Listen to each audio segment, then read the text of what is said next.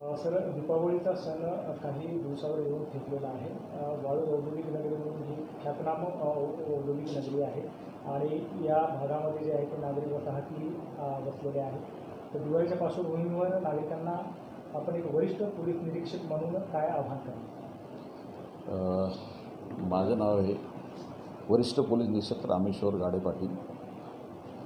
प्रथम तर मी MIDC Waluj police स्टेशनच्या हद्दीतील सर्व नागरिकांना दीपावलीच्या हार्दिक शुभेच्छा देतो.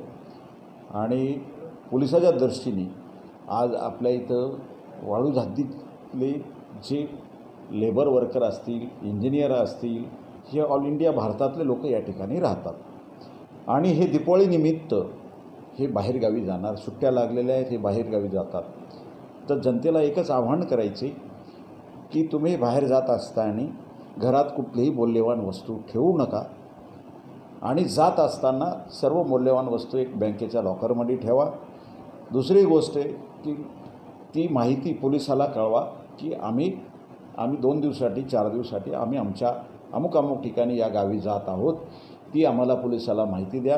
पोलीस त्या ठिकाणी दिवसाची पेट्रोलिंग, रात्रीची पेट्रोलिंग, ज्या आमच्या वाहन करतात, ज्या पेट्रोलिंगच्या गाड्या असतात त्या ठिकाणी ते भेटी देतील की बा या ठिकाणी यांचं घर सुरक्षित आहे का, त्या ठिकाणी पेट्रोलिंग करतील.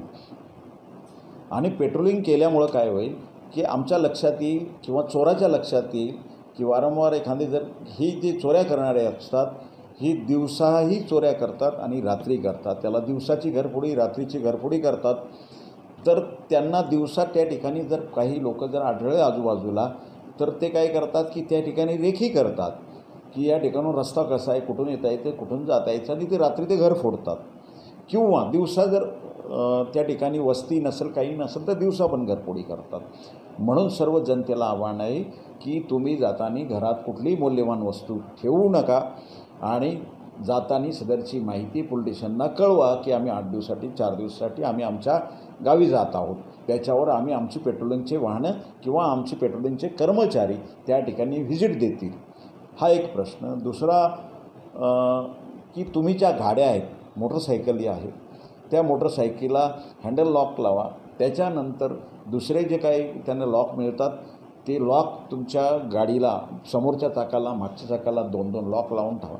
तिसरी गोष्ट की त्या गाडीमध्ये पेट्रोल ठेवू नका. हे जर नाही ठेवलं तर तुमची गाडीसुद्धा सुरक्षित राहील, चोरी जाणार नाही आहे.